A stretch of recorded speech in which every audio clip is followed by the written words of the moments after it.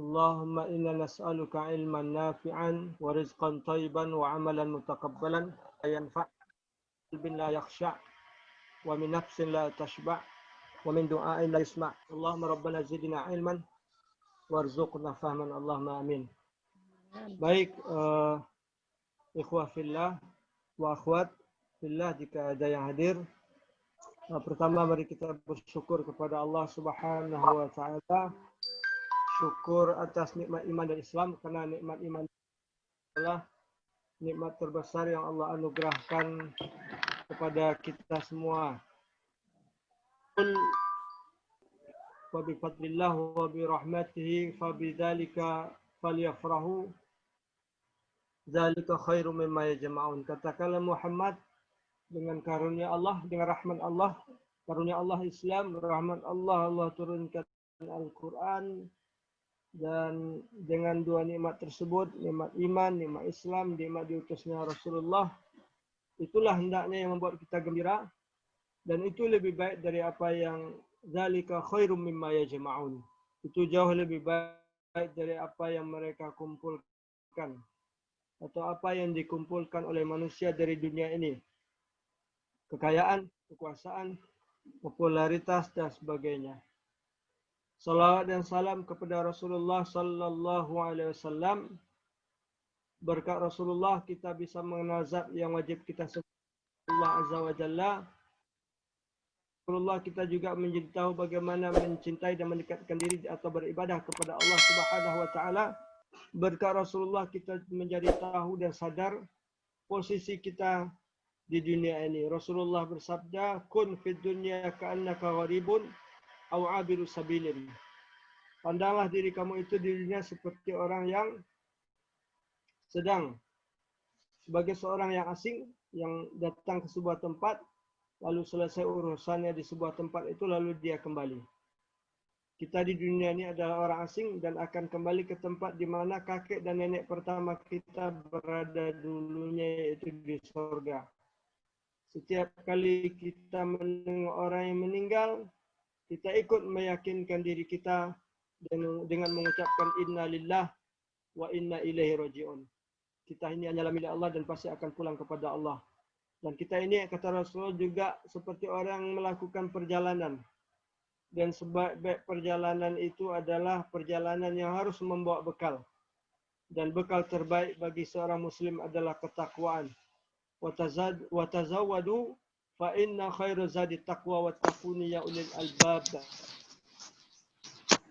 Bekallah kalian dan ingatlah sebaik-baik bekal adalah ketakwaan. Karena itu kita selalu minta ketakwaan kepada Allah. Allahumma ati nafsi taqwaha wa zakkiha anta khairu man zakkaha anta waliyuha wa maulaha. Ya Allah, berikanlah selalu kepadaku ketakwaan, ke dalam jiwaku ketakwaan. Engkaulah yang zat yang maha bisa membersihkan hati. Engkau pemilik dan pengatur hati ini. Ikhwah wa akhwat fillah, sebelumnya saya mengucapkan terima kasih diberi kesempatan untuk sedikit berbagi ilmu tentang salah satu materi Islam yang sangat pokok, bahkan bisa dikatakan paling pokok di antara berbagai usul, berbagai hal-hal dasar dari ajaran Islam ini. Kajian kita pada malam hari ini, ikhwah akhwat fillah, adalah tentang maqasidus syariah. Materi ini termasuk materi di bangku perkuliahan, dan materi ini juga termasuk materi yang sering saya ajar di perkuliahan. Namun pada kesempatan kali ini saya hanya ingin menyampaikan karena keterbatasan waktu kita, hal-hal yang penting atau yang patut diketahui dari maqasidus syariah secara umum dan apa prioritas kita daripada maqasidus syariah itu, lalu nanti kita baru sedikit banyaknya diskusi tentang maqasidus syariah. Sebelum kita melangkah lebih jauh, kita apapun yang harus kita pelajari itu selalu diawali dengan pengertian atau apa itu maqasidus syariah. Sebentar pemirsa, ini kebetulan air diketengahkan oleh orang rumah. Saya harus memuliakannya. Baik, apa itu maqasidus syariah? Maqasid bentuk adalah bentuk jamak atau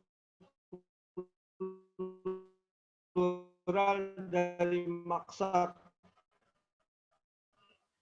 Maksad atau ya yang mimi, artinya bisa berarti pertengahan, ya, seperti firman Allah, na'udzubillahi minasyaitonir rajim, waqsid fi masyika waghdud min sautik. Waqsid itu berjalanlah dengan perlahan, dengan pertengahan, tidak cepat dan tidak lambat, dan lemahkan suaramu. Ini di antara makna maqasid. Jadi iktisad Islami itu juga sebetulnya maknanya ekonomi, tidak terlalu boros, tidak terlalu kikir. Dalam berjalan juga begitu. Waqsid fi masyika. Makna harfiah atau etimologi dari maqasid juga ada yang berbunyi al-maqasid tughayyiru ahkamat tasarrufat. Tujuan-tujuan tertentu atau niat-niat tertentu itu bisa merubah hukum seseorang atau ucapan seseorang. Dan makna kedua ini yang lebih dipilih dan yang lebih tepat untuk makna secara lughatan atau etimologi untuk maqasid. Lalu maqasid kata syariah. Syariah secara bahasa disebut mauridul ma' lil ibil atau lin nas.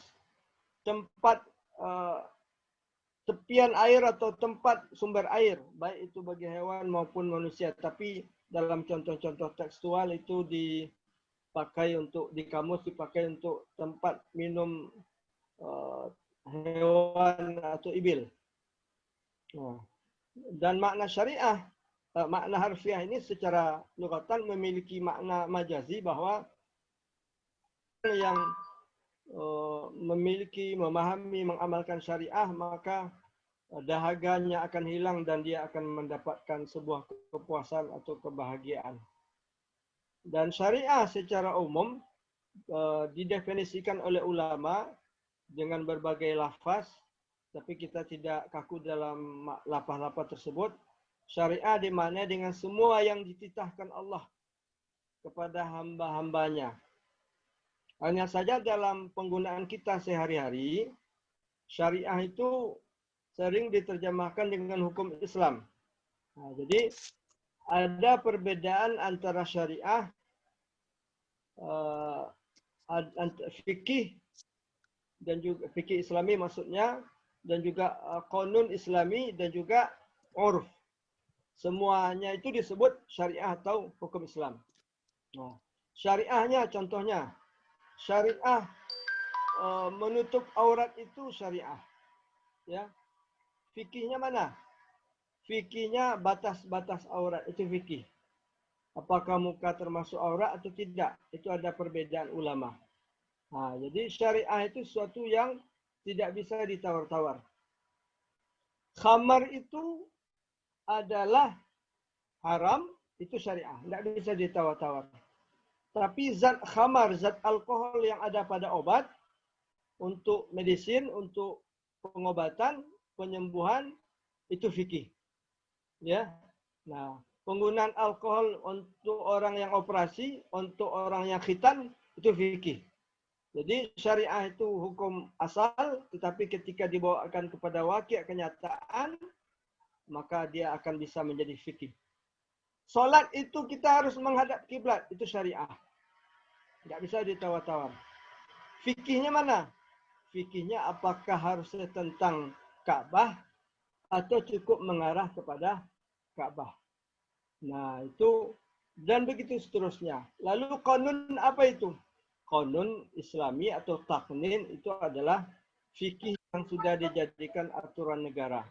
Fikih yang sudah dikompilasi lalu dijadikan aturan hukum positif. Kita punya hukum ekonomi syariah, kita juga punya pengadilan syariah, kita juga punya hal syariah baik dalam pernikahan, perkawinan dan sebagainya.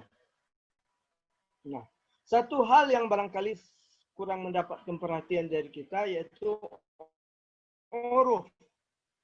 Uruf itu juga dapat disebut syariah, ya, al-urf. Ya, sehingga kaidah yang 5 di antara kaidah qawaid fikih itu yang pokok, ya, salah satunya adalah al-'adah muhakkamah. Adat istiadat, kearifan lokal itu bisa dijadikan sandaran hukum, dasar hukum selama memenuhi syarat. Ulama menyebutkan pertama syaratnya itu secara umum tidak berbenturan dengan prinsip Al-Quran dan Sunnah. Ya. Yang kedua, bahwa dia memang sudah ada berlaku secara umum. Ya. Nah, itu syarat uruf. Banyak di antara kita uruf-uruf. Baik uruf dalam pernikahan, itu uruf. Ya. Baik bertukar tanduk, itu uruf. Cara berpakaian bagi kita, itu uruf. Ya. Orang Arab memakai jubah, kita memakai sarung, ya, itu uruf. Yang syariat apa? Syariat adalah menutup aurat. Ya. Wanita di Minang ini tidak boleh suka melala, ya, pergi ke sana kemari, itu uruf. Ya. Banyak uruf ini yang harus, bahkan perubahan hukum itu sangat ditentukan oleh uruf. Sehingga ada kaidah yang lain, taghayyurul ahkam bitaghayyur azminah wal ahwal wal amkinah. Hukum itu bisa berubah karena situasi, kondisi dan tempat. Oh. Baik itu, ini kenapa dicari-cari, baik itu syariah, fikih, qanun Islami, uruf, itu bisa disebut sebagai hukum Islam. Dengan demikian, maka maqasidus syariah, ya, bisa kita pahami tujuan hikmah daripada yang ditetapkan oleh Allah baik secara umum maupun secara khusus, ya, ketika hukum-hukum tertentu ditetapkan dalam rangka mura'atan limasalihin nas, dalam rangka menjaga kemaslahatan umat manusia. Al-ghayatu wal hikamul lati wada'aha syari'u kulliyatan wa juz'iyatan 'inda kulli hukmin min ahkamihi mura'atan limasalihin nas. Tujuan itu nanti kita jelaskan. Hikmah-hikmah yang ditetapkan oleh syariat itu adalah Allah, karena yang berhak menetapkan syariat itu hanya Allah. Inal hukmu illa lillah, baik secara umum maupun secara khusus. Yang umum itu nanti ada namanya kulliyatul khams, ya, atau Pancasila maqasid, maupun secara parsial dalam bab-bab fikih. Setiap dan hukum dari berbagai hukum dalam rangka menjaga kemaslahatan manusia. Nah, dari definisi tersebut tergambar tujuan belajar maqasid, yaitu mengetahui tujuan syariat. Tujuan syariat itu kata Imam Abu Hamid Al-Ghazali, ya, jalbul masalih. Ada 5 tujuan Allah menurunkan syariat ini. Pertama, tujuan Allah menurunkan syariat ini adalah menjaga agama atau hifzuddin. Ya. Agama itu maksudnya akidah dan ibadah. dalam rangka atau untuk mewujudkan tujuan agama ini, menjaga agama ini, ada perintah dan ada larangan. Dalam bahasa usul fikih atau maqasidus syariah disebut ada wujudan, ada wa'adaman. Ada perintah, ada larangan. Kenapa disebut demikian? Karena memang ajaran Islam ini hanya ada dua. Kalau tidak perintah, kalau tidak larangan. Perintah yang harus dilakukan itu namanya wajib. Perintah yang sebaiknya dilakukan itu namanya sunat. Yang hampir wajib juga disebut sunat tapi muakkad. Perintah yang harus ditinggalkan itu namanya larangan, itu hukum namanya haram. Nah, larangan atau perintah untuk meninggalkan, lalu yang di tengah-tengah disebut mubah. Mubah bisa miring ke kanan, bisa miring ke kiri. Mubah ini bisa perginya ke wajib, bisa ke sunat, bisa ke makruh, bisa ke haram. Yang mubah ini. Dan ini merupakan perhatian besar dari Imam Syatibi. Jarang mendapatkan perhatian, tetapi di tangan Imam Syatibi persoalan mubah ini menjadi perhatian besar. Yang kedua, ada perintah adalah larangan. Ada perintah kita disuruh untuk melakukan berbagai macam.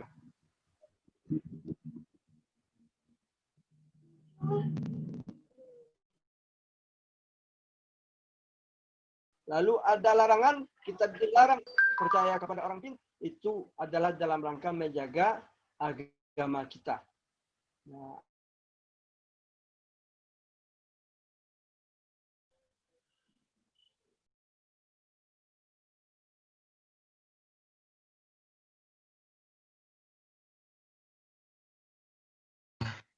Suara Ustaz nggak kedengaran, Ustaz. Lagi.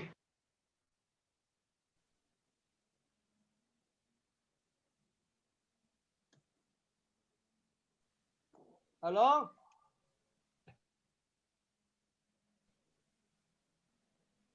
Sudah kedengaran, Ustaz? Halo? Ya, udah kedengaran. Apakah ini salahnya di saya atau di mana ini? Di sinyal, Ustaz, sinyal. Ustaz nggak Bukan salah, di Ustaz. saya ya. Di sinyalnya, Ustaz kan nggak ada salah. Saya lanjut ya. Baik. Alhamdulillah saya melihat ada Aji Ridho. Nanti saya ini kan cuma stimulan saja ini. Ya. Baik. Yang kedua, menjaga jiwa. Untuk menjaga jiwa sama dengan di atas. Ada perintah, ada larangan. Cuma untuk konteks kekinian, jiwa ini tidak saja dengan makna qisas, an-nafsu bin-nafsi, wal-ainu bil-aini, wal-anfu bil-anfu, was-sinnu bis-sinni. Tidak itu saja. Jiwa sekarang sudah dimaknai dengan karamatul insan, kemuliaan jiwa. Ya, kebebasan manusia dalam berekspresi, dalam mengungkapkan kebenaran. Kalau dahulu kebebasan manusia dari perbudakan, ya sehingga dia dianggap mal atau harta bisa diperjualbelikan. Kalau sekarang ma'ani atau makna daripada jiwa itu adalah harkat martabat manusia. Hang Tuah pernah berkata, lebih baik mati berkalang tanah ketimbang hidup bercermin bangkai. Nah, itu dalam sekali maknanya. Jadi kita sebagai manusia, the founding father kita mengatakan bangunlah jiwanya, bangunlah badannya. Jadi jiwa itu tidak saja bermakna badan, an-nafs dalam bentuk fisik.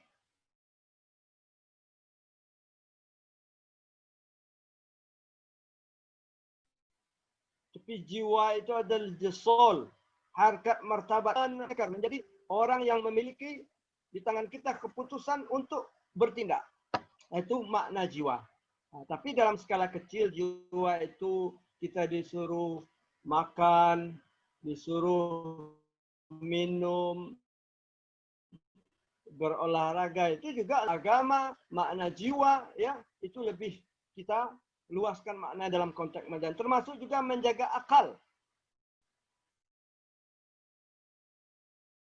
Ya, dalam beberapa tulisan saya baca yang berbahasa Arab, kita harus pindah dari al-aqlu minal akli ilal fikri.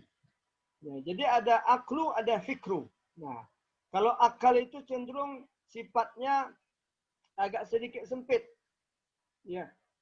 Kalau al-fikru ada pola berfikir, cara memahami, ada khitab dini, ada khitab islami. Nah, kalau akal tidak saja sekadar dilarang minum khamar agar akal secara fisik tidak mabuk, bukan itu saja. Akal dalam artian bagaimana kita meluaskan wawasan kita. Ya, dan juga akal dalam konteks modern terjemahannya bisa berbagai macam perintah-perintah dalam konteks yang lebih luas. Bagaimana negara memberikan kedudukan yang tinggi terhadap akal atau ilmu pengetahuan. Bagaimana negara untuk lepas ke luar negeri. Itu termasuk menjaga akal. Bapak Habibie kita biarkan ke luar negeri. Orang-orang cerdas ketika diwawancarai oleh Kitch Andy dahulu saya tonton banyak di luar negeri. Itu sebagai tanda kita kurang menghargai akal. Penemuan-penemuan baru jangka menjaga akal. Nah itu. Akal-akal seperti kepintaran Pak Habibie itulah yang harus kita munculkan. Ya, Pak Habibie itu kepalanya kecil, tapi isinya otak semuanya. Kalau kita banyak, kepala kita besar, tapi isinya banak saja kadang-kadang. Nah, jadi memang akal ini harus kita berikan kedudukan sehingga menjadi akal yang mutafattih, akal yang open-minded. Persoalan para orang-orang yang bergerak di dunia dakwah ini juga sebetulnya terletak pada akal. Ya. Kadang-kadang dikatakan persoalan tertentu terlalu tinggi, terlalu rasional atau terlalu mantiki. Bukan persoalan terlalu mantiki, memang panggalannya yang pendek dikecilnya persoalan itu persoalan yang terlalu tinggi. Nah, inilah pentingnya kita yang keempat menjaga keturunan. Menjaga keturunan itu tidak hanya seperti keturunan-keturunan makhluk yang lain, tetapi juga menjaga keturunan sebagaimana khawatirnya para nabi tidak mendapatkan keturunan untuk melanjutkan risalah kebenaran, risalah kenabian. Seperti itulah hendaknya kita dalam memiliki keturunan. Jadi bukan untuk sekedar keberlangsungan hidup, tidak. Tapi ada misi di balik menjaga keturunan. Kita disuruh untuk menikah, ya, dilarang untuk melakukan sesuatu yang maksiat, fahisyah, disuruh untuk puasa jika tidak mampu, dan dilarang untuk hal-hal yang merusak keturunan, apa itu menggugurkan, apakah itu membujang, dan lain sebagainya. Yang kelima, menjaga harta. Dan menjaga harta ini kita disuruh untuk melakukan akad jual beli dan dilarang untuk melakukan riba dan mencuri. Dan untuk konteks zaman sekarang, harta ini sudah maknanya luas, bisa bentuknya berbagai macam, ya, dan baik yang bisa diraba maupun tidak, ya, baik itu dalam bentuk elektronik. Kalau ini kok tidak bisa.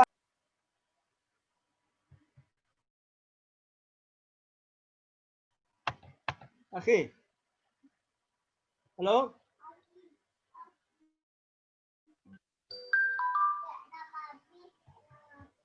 Lanjut, Ustaz. Lanjut. Masih jelas, Ustaz. Enggak, saya kok enggak bisa jalan gitu.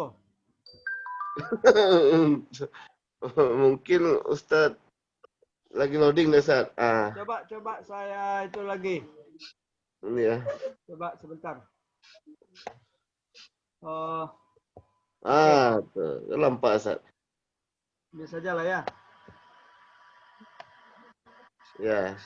Oke. Oke ya. Kemudian Lanjut. kelima unsur di atas saling memiliki keterkaitan satu sama lainnya. Jadi kelima unsur ini tidak bisa dipandang secara terpisah dan terpilah. Kita ambil contoh. Yang paling akhir itu adalah menjaga harta. Jangan kita memandang bahwa harta ini memiliki urutan kelima. Sebetulnya urutan itu tidak selalu bermakna bahwa ini yang nomor satu, yang lain terabaikan, tidak. Dalam rangka menjaga agama, kita perlu harta. Kita perlu berzakat, perlu berjihad. Itu dengan harta di Al-Quran. Ya, perlu naik haji, itu dengan harta. Untuk menjaga jiwa, itu juga penting dengan harta. Untuk makan, untuk minum, mahasiswa kadang-kadang pagi makan lontong karbohidrat. Pakai mie, pakai kerupuk karbohidrat. Pakai talu anak, enggak. Itu penting kita. Menjaga akal, kita penting buku, penting fasilitas, perlu fasilitas, itu penting. Menjaga keturunan. Saya sering menyampaikan di kelas bahwa hukum asal nikah itu banyak dikatakan sunat. Sebetulnya hukum asal nikah itu adalah mubah. Kapan dia dikatakan sunnah? Man istata'a minkumul ba'ah falyatazawwaj. Kalau sudah mampu, dia menjadi sunnah. Jadi hukum asal nikah itu mubah. Kapan sunat? Kalau sudah mampu. Kapan wajib? Sudah mampu. Kalau tidak menikah, jatuh kepada yang haram. Wajib. Kapan makruh? Mahasiswa lebih banyak hukumnya makruh. Bagaimana menikah? Uang kos saja belum bayar, HP belum lunas, maka makruh baginya. Kalau dia menikah, ya justru akan membuat terzolimi orang lain. Atau dia nikah dalam waktu tempo yang sesingkat-singkatnya, nikah mut'ah, ya, dan sebagainya. Jadi itu cara melihat sebuah hukum memiliki keterkaitan satu sama lainnya. Nah, untuk mewujudkan kelima ini kita perlu penunjang. Penunjangnya disebut hajiat. Dan untuk menyempurnakan lagi agar dia ini. Kita ambil contoh menjaga agama. Ya, menjaga agama itu contohnya sholat. Nah, sholat itu ibadah yang sifatnya azimah. Yang harus kita lakukan. Nah, penunjangnya apa? Sholat harus tetap dilakukan. Kalau kita safar, kalau tidak mampu kita tepat waktu, kita boleh menjamak. Itu hajiat. Rukhsah namanya. Sholat, kalau tidak mampu berdiri, boleh duduk. Itu hajiat namanya. Tetapi sholat tetap dilakukan. Sholat, kalau tidak ada air, boleh tayamum. Itu hajiat. Yang penting dia bisa dilakukan. Lalu tahsiniyat yang mana? Tahsiniyat itu adalah khuzu zinatakum inda kulli masjid. Bagaimana solat kita itu lebih tahsin, lebih beradab, lebih bagus, lebih sempurna. Itu disebut tahsiniyat. Ya, sama kita membaca Al-Quran dengan suara yang tahsin, yang bagus. Tiba di solat, bagaimana solat kita di masjid. Lalu kita solat ya berjamaah. Itu disebut tahsiniyat. Ya, dan begitu seterusnya. Untuk menjaga jiwa juga begitu. Ada hajiat, ada tahsiniyat, dan begitu seterusnya. Kemudian ini sudah, saya lanjutkan yang lain lagi. Nah, kemudian kenapa kita harus mempelajari maqasid? Kata Imam Syatibi, ya, Yang pertama harus memahami maqasid, yang kedua harus memahami nas dengan melakukan istinbat. Jadi dua inilah syarat seorang mujtahid. Satu, memahami maksud syarak, maksud nas. Kedua, bisa mengolah nas. Jadi tidak saja melakukan istinbat, tapi harus bisa melakukan why-nya. Kalau what itu menetapkan hukum. Tapi why? Kenapa harus seperti itu? Kenapa tidak begini? Kenapa begitu? Itu disebut dengan maqasid. Nah, Imam Ibn Qayyim al-Jauzi juga hampir mirip. Beliau mengatakan dua syarat bagi seorang mujtahid di dalam kitab I'lam al-Muwaqqi'in. Fiqhun nas wa fiqhul waqi'. Fikih nas itu variabelnya sangat luas sebetulnya. Ada nasih mansukh, ada makki madani, ada asbabul nuzul dan sebagainya. Termasuk fiqhun nas itu persoalan ad-dilalat. Ada ibarah, ada isyarah, ada iktida, ada dilalatud dilalah, fahwal khitah, lahanul khitah dan sebagainya. Ada istilahnya Pak Amir, ada makna tersurat, ada makna tersirat, ada makna tersuruh. Ya, lebih yang tersirat dari yang tersirat itu namanya tersuruh. Yang kedua adalah fiqhul waqi'. Nah, jadi orang yang tahu nas belum tentu nas itu tepat dia letakkan pada tempatnya. Di zaman sahabat atau di zaman Rasul ada salah seorang sahabat yang kena benturan keras kepalanya sehingga berdarah.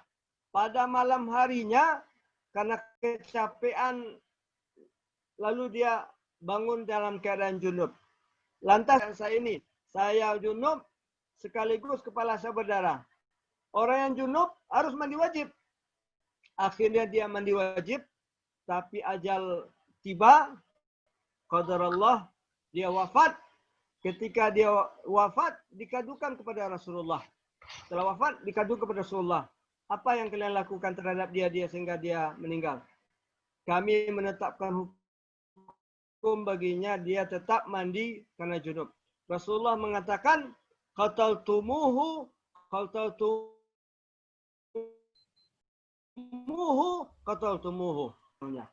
Hukumnya jelas. Tetapi ketika ditanzil hukum itu tidak tepat pada objek yang orang yang tepat karena keadaannya, karena wada'inya, ada hukum wada'i namanya, ya, fatwa eksternal sehingga fatal akibatnya.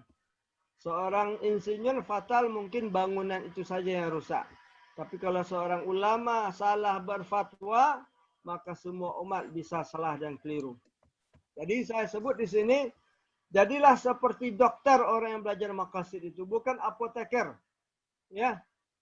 Dokter tahu obat dan tahu dosis. Apoteker tahu obat, tidak tahu dosis. Nah, contohnya seperti yang saya jelaskan tadi. Mawardi pernah saya dengar kuliah kita sebelum menambahkan dengan mumarasah. Ada keilmian, ada keahlian dalam menetapkan hukum ketika ada kasus baru. Ini yang disebut dengan malakah. Ini harus kita kuasai. Kemudian apa manfaat kita mempelajari maqasid ini?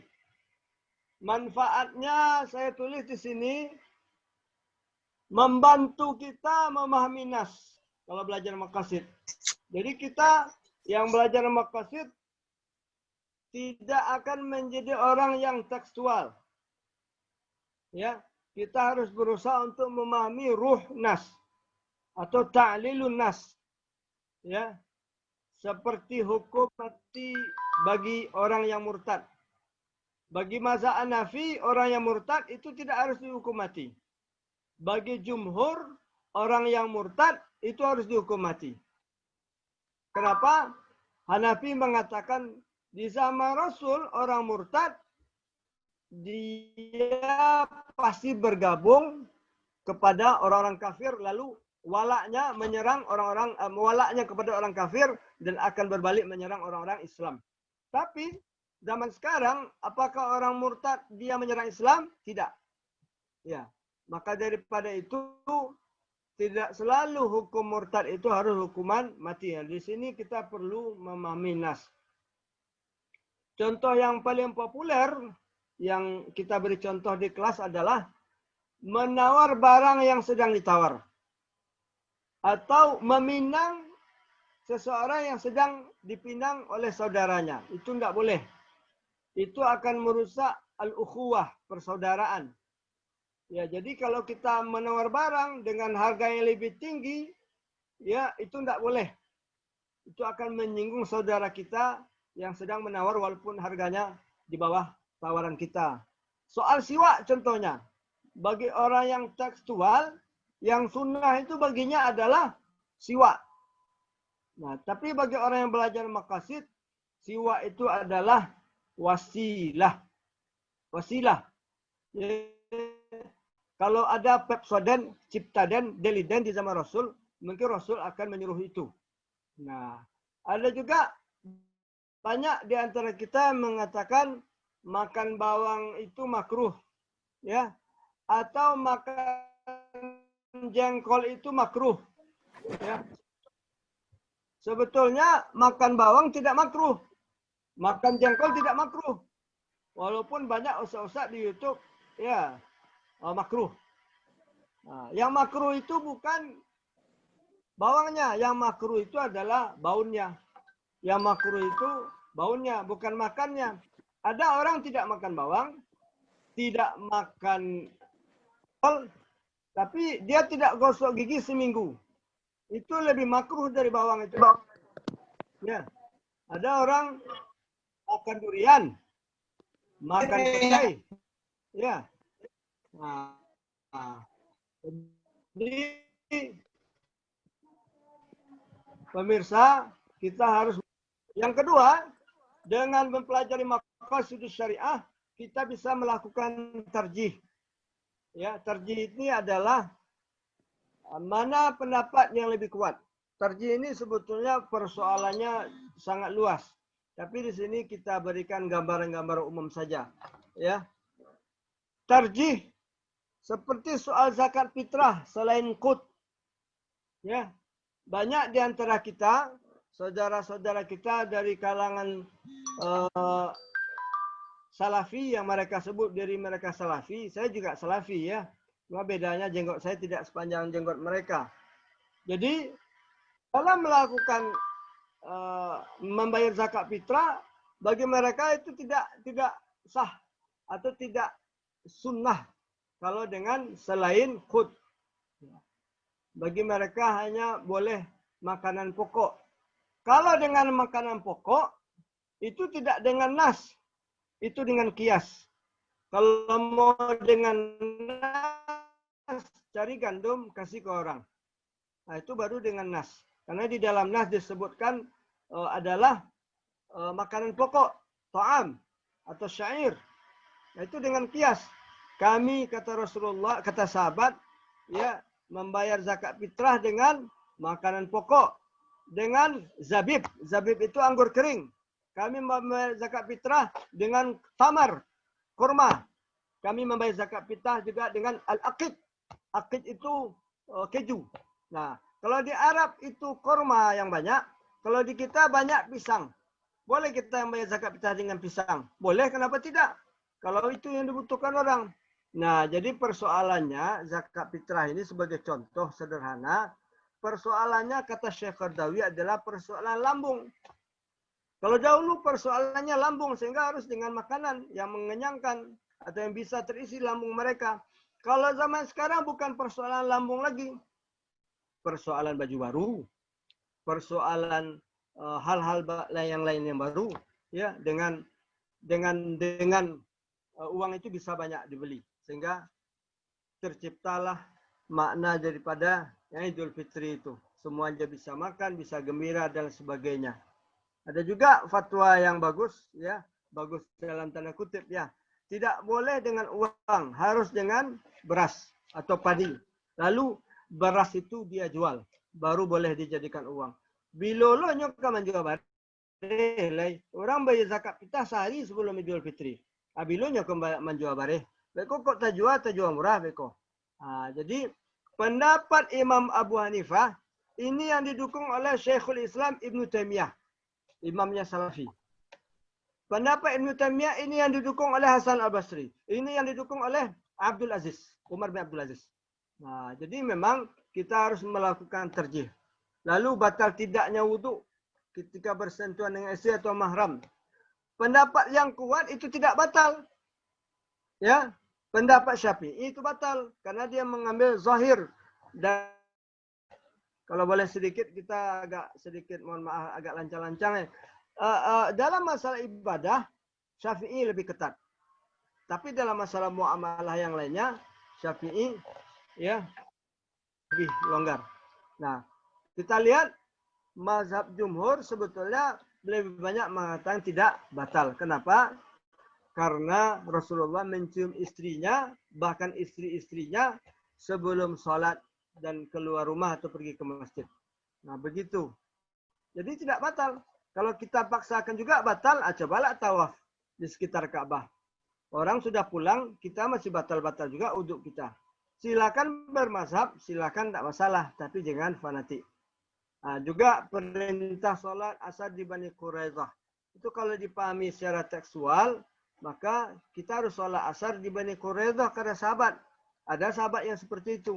Tapi kata Imam Ibn Qayyim Al-Jauzi di dalam Zadul Ma'ad, yang kuat itu adalah yang sholat tepat pada waktunya. Sementara perintah Rasulullah untuk sholat asar di Bani Quraidah, ya, salah satu kabilah Yahudi di sana, maksudnya adalah agar kalian al-isra', agar bercepat sampai di sana sehingga bisa sholat asar. Ini manfaat pelajaran maqasid syariah. Yang ketiga, mampu memberikan kedudukan hukum dengan tepat dalam persoalan kontemporer. Nah, ini banyak di ranah maslahah mursalah dan ranah istihsan. Masalah mursalah ini brandednya Imam Malik, al-istihsan brandednya Imam Abu Hanifah. Ya. Terlepas di dalam madrasah usul fikih ada perdebatan yang kuat dalam persoalan masalah mursalah dan istihsan, tetapi dalam prakteknya ya rata-rata mereka mengamalkan masalah mursalah dan istihsan. Ya.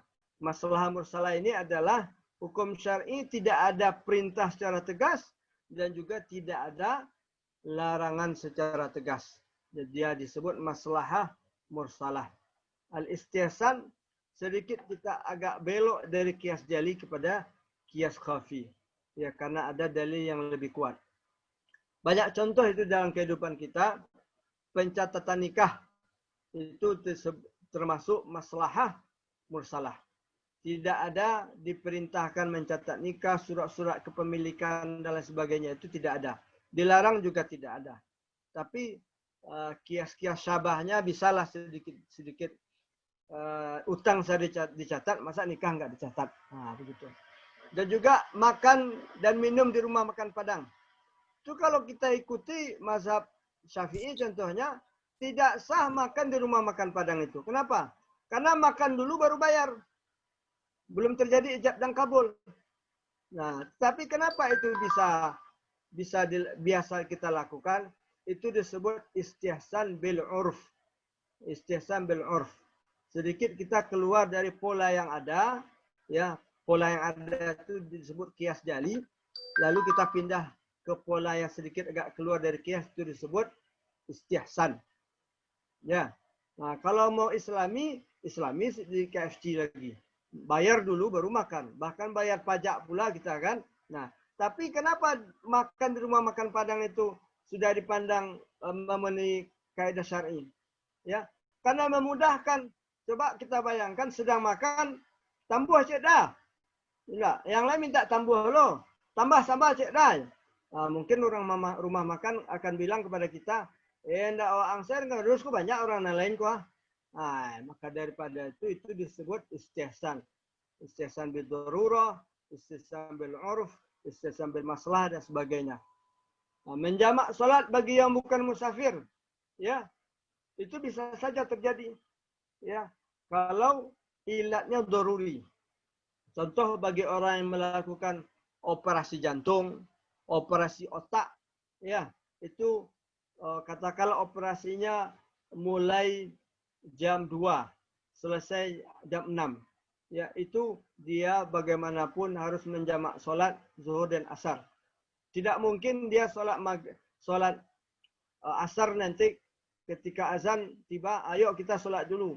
Karena menjaga agama lebih utama daripada menjaga jiwa. Nah, kau anggap orang kau mati kau tagak ada itu. Nah, jadi maka daripada itu Rasulullah juga pernah menjamak sholat. Bukan karena safar, bukan karena khauf, dan bukan karena hujan. Aisyah menjelaskan, Ibn Abbas menjelaskan, Rasulullah tidak ingin merepotkan umatnya. Jadi apa yang pernah dilakukan Rasulullah itu barangkali contoh sampel bahwa suatu saat bisa jadi kita menjamak sholat tapi bukan musafir. Nah itu. Tapi jangan tak menjamak sholat mentang-mentang badak awak mahal dek beralek kau dek suntiang awak jamak sholat. Itulah di situ. Bayi tabung, transaksi online, transaksi minogol yang lagi heboh, itu termasuk apapun itu perlu dicarikan hukum yang tepat. Nah, kalau kita kembali kepada Al-Quran dan Sunnah, anda agak bertamu tu doh. Carilah bayi tabung di Al-Quran Sunnah kau aduh. Ya, mana bayi tabung yang boleh, mana yang tidak. Nah, carilah transaksi online dia foto ada di Al-Quran Sunnah. Tidak doa, di situlah perlunya. Maka kemudian memahami prioritas dakwah. Dakwah itu kedamaian, persaudaraan, ya. Dakwah itu mencintai orang, membuat cinta kepada Islam, ya, memberikan hidayah. Bukan persoalan-persoalan yang memecah belah umat. Contohnya yang paling sering saya tonton itu di mana Allah. Ini banyak kaji di mana Allah. Mantap, Kak, mantap kajinya. Besok awak mati, ditanya oleh malaikat, aina Allah. Yang kan ditanya, man ilahuk, man rabbuka. Nah, siapa Tuhanmu itu kan ditanya, bukan di mana Allah. Nah, kemudian soal jenggot, soal celana jingkrak, ya, banyak sunnah-sunnah yang lain yang harus kita prioritaskan. Soal cadar, soal tanda-tanda akhir zaman, nah, itu bukan tidak penting. Yang paling penting itu apa? Kata Jibril, mal Islam. Ya, mal iman, mal ihsan. Itu yang penting. Mal iman, mal Islam, mal ihsan. Nah itu. Fakultas syariah, mal Islam. Fakultas Suluddin, mal iman. Ya. Fakultas tasawuf, mal ihsan. Nah, kalau tanda-tanda kiamat itu, ini akan ada. Ya, yang bisa lakukan, yang harus awak lakukan sehingga kiamat kau tidak capek tibonya. Nah, itu yang penting. Jadi awak jangan cameh, iko ketibo, kabui ketibo. Akhirnya tidak jadi tibo, dibuatlah fatwa baru. Mode protokoler kiamat hari ko. Nah, jadi itu salah satu hal penting terkait dakwah ini. Mungkin itu saja dari Ambo sebagai pemantik untuk persoalan maqasid syariah ini, dan Ambo lebih banyak minta tambah kepada buya-buya kita yang ada di siko. Baik, itu saja Ustaz. Baik, terima kasih kepada Ustadz Akhri Andrialdi MA yang telah memberikan sedikit pengantar mengenai maqasid syariah. Alhamdulillah tadi sudah dijelaskan mengenai yaitu apa itu maqasid syariah, dan juga Pancasila maqasid syariah itu, dan juga kenapa kita harus mempelajari maqasid syariah. Dan yang terakhir tadi itu manfaat, bagaimana manfaat dari maqasid syariah. Baik Bapak Ibu rahimakumullah, alhamdulillah sudah sama-sama kita simak dan kita dengar mengenai maqasid syariah dan pengantar dari Ustadz Akhri Andrialdi MA tadi. Baik Bapak Ibu, kita buka lagi untuk sesi diskusi. Nampaknya di kolom chat juga belum, dan nampaknya Bapak Ibu ingin bertanya langsung. Ya, kita insyaallah buka bagi Bapak Ibu yang ingin bertanya langsung, kita persilahkan. Assalamualaikum, Oke. Ana mau bertanya, Irfan ya. Baik, silahkan Pak Irfan. Silakan. Baik. Bismillahirrahmanirrahim. Assalamualaikum warahmatullahi wabarakatuh. Yang terhormat para ustadz dan ustazah yang hadir pada hari ini, dan khusus kepada Ustadz Andrialdi, syukur Ustadz atas penjelasannya tentang maqasid syari'iyah. Di sini Ana ingin bertanya Ustadz, karena tadi Ustadz menyinggung terkait dengan perkawinan dan maqasid. Ana ingin bertanya seperti ini Ustadz, bagaimana pencatatan perkawinan beda agama dari perspektif perspektif maqasid syariah Ustadz? Karena gini Ustadz, kalau kita melihat hari ini Indonesia, kalau kita lihat misalnya Undang-Undang Nomor 23 Tahun 2006 tentang pencatatan tentang administrasi kependudukan, pasal 35 itu mengatakan bahwa salah satu pencatatan perkawinan itu adalah karena penetapan pengadilan, dan salah satu dalam penjelasan pasal itu adalah perkawinan antar agama. Nah, kalau seandainya pencatatan perkawinan itu tidak dilakukan, maka yang akan menjadi kemudaratan itu adalah kepada anak dan juga istri. Salah satu contoh misalnya istri ketika terjadi perceraian, maka dia tidak bisa menuntut harta gonogini dan seterusnya. Dan untuk anak, dia tidak dapat akta kelahiran, dia tidak bisa masuk sekolah dengan hal itu, dan lain sebagainya, dan lain sebagainya. Nah, tapi persoalan yang terjadi adalah dia menikah Muslim dengan non-Muslim, dan dia dicatatkan di Indonesia, Ustadz. Nah, dalam perspektif maqasid syariah, apakah pendekatan maqasid syariah dalam hal ini itu bagaimana kita menghukuminya, Ustadz? Sementara di negara Indonesia itu bisa dilakukan. Salah satunya melalui melalui penetapan pengadilan. Nah, kalau seandainya tidak dicatatkan, Ustadz, maka terjadi dampak buruk terhadap yang anak-anak dan seterusnya, anak dan istri mereka. Dan tetapi dia berbeda agama, Ustadz, pernikahannya itu. Di dalam penjelasannya, bahwasanya pencatatan itu di Indonesia bukanlah menentukan sah atau tidak sahnya sebuah perkawinan. Perkawinan itu tetap sah melalui agama, tetapi pencatatan itu digunakan untuk syarat administrasi, Ustaz, agar dia jelas status hukum dan status pribadinya. Nah, dalam konteks ini, Anda ingin bertanya, bagaimana pencatatan perkawinan beda agama di Indonesia itu dalam perspektif maqasid syariah, Ustaz? Apakah kemudian kita memberikan semacam kebolehan dengan syarat-syarat, atau mungkin kita melarang itu dengan melarangnya? Nah, bagaimana pendekatan hukum Islam berdasarkan maqasid syariah, Ustaz? Mohon penjelasannya, Ustaz. Demikian, terima kasih. Billahi taufiq wal hidayah. Assalamualaikum warahmatullahi wabarakatuh. Baik, Waalaikumsalam warahmatullahi wabarakatuh. Alhamdulillah. Untuk sesi tanya jawab kita misalkan ada yang bertanya, kita jawab langsung, Ustaz. Oke, baik. Ini saya juga melihat di sini ada Ustazah Safra, dosen Yayan, Haji Ridho, dan sebagainya. Baik, saya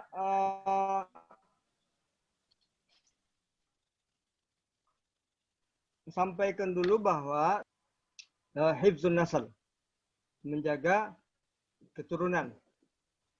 Tentu keturunan ini kita tidak ingin istilahnya bahasa saya abu-abu. Ya.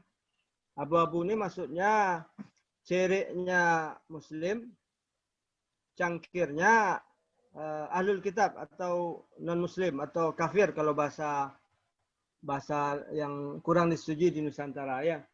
Tapi prinsipnya dalam Islam kan kita udah jelas. Wala tankihu wala tunkihu.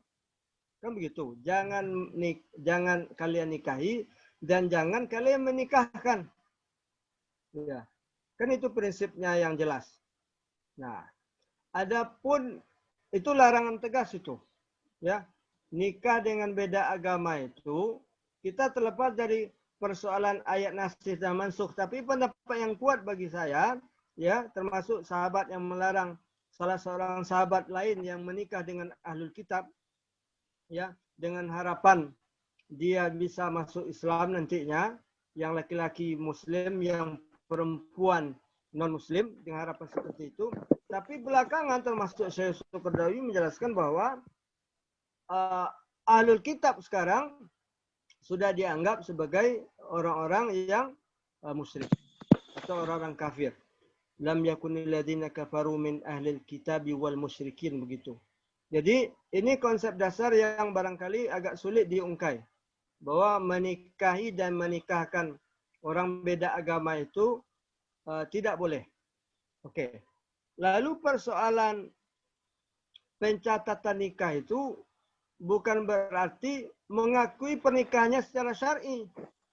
Ini harus kita bedakan. Itu pengakuan negara terhadap dirinya. Ya, secara hukum negara. Kalau secara syar'i ada hukum-hukum positif ini yang diakui oleh syar'i. Ya. Dan Indonesia, kita umat Islam sudah memiliki undang-undang perkawinan. Ya, itu kalau bagi yang bekerja di kantor KUHA itu perkawinan yang sah itu perkawinan yang tercatat, ya. Dan tentunya sudah jelas seagama, semuslim, sama-sama beriman kalau bahasa-bahasa suraunya, ya. Kemudian persoalan tercatat tidak tercatatnya dalam konteks beda agama, barangkali itu undang-undang yang Irfan kutip tadi yang nomor 2 tahun 2006 itu apakah undang-undang, saya yakin itu undang-undang hukum positif. Nah, karena itu kita jangan sampai berhenti mengkaji undang-undang hukum positif ini, banyak yang perlu diluruskan, banyak sekali. Nah, kalau kita sebagai umat Islam tetap mengambil kalau peradilan yang Islam, ya. Kalau pernikahan ada hukum pernikahan yang Islam. Kalau ekonomi ambillah hukum ekonomi yang syariah atau yang Islam. Contoh lain, mohon maaf kalau saya agak sedikit mengelok. Dalam hukum positif Indonesia, sesuatu baru dikatakan zina kalau salah seorangnya itu adalah pasangan dari yang lain. Kalau dia tidak punya pasangan dan tidak ada keterpaksaan, itu tidak dianggap zina atau selingkuh. Dalam Islam apapun alasannya itu dianggap selingkuh.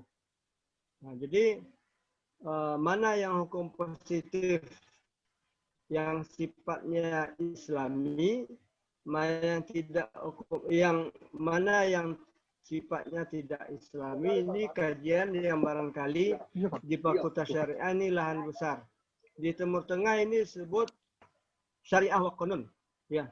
Nah, kita harus menyaring hukum-hukum yang ada itu dari pendekatan atau perspektif hukum Islam.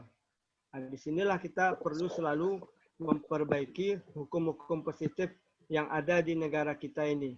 Baik soal pembatasan usia, selalu dilakukan pembaruan-pembaruan. Itu yang bisa saya jawab, Al-Akh. Saya terus terang undang-undang nomor sekian dan sebagainya itu tidak hafal saya. Ya, tapi itu yang bisa saya jawab. Halo? Baik. Syukran pada Ustaz. Itu pertanyaan dari Pak Irfan Jalil mengenai pencatatan perkawinan di Indonesia. Baik, Bapak Ibu, kita masih buka sesi diskusi. Bagi Bapak Ibu yang ingin bertanya, silahkan.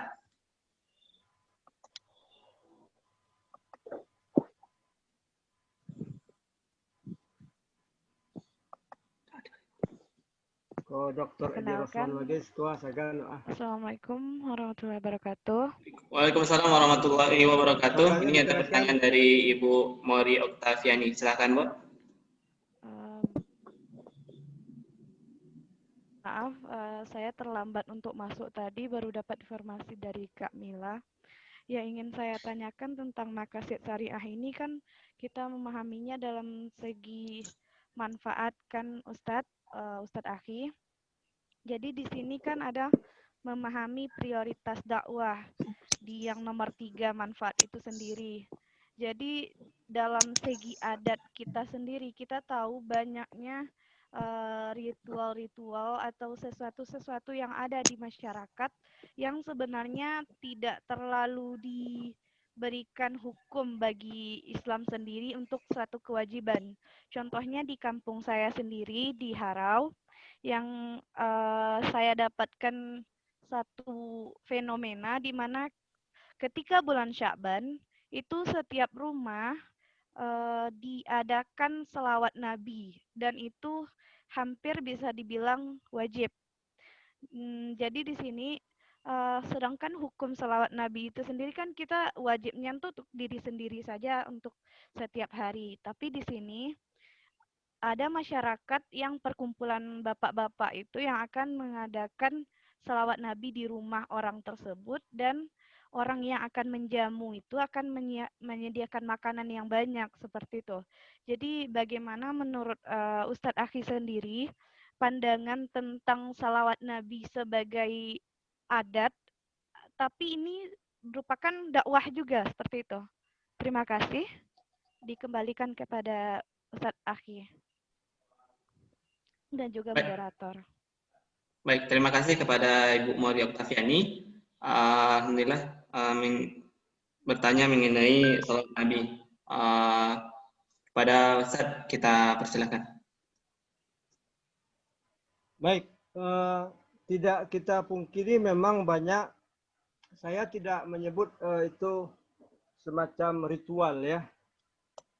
Kalau ritual ini erat kaitannya dengan akidah dan ibadah. Ya. Tapi saya memandang itu sebagai tradisi-tradisi. Sebagai contoh, mohon maaf, menego hari.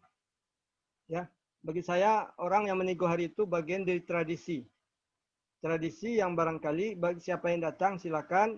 Yang tidak boleh itu bagi saya adalah menyusahkan orang yang meninggal contohnya.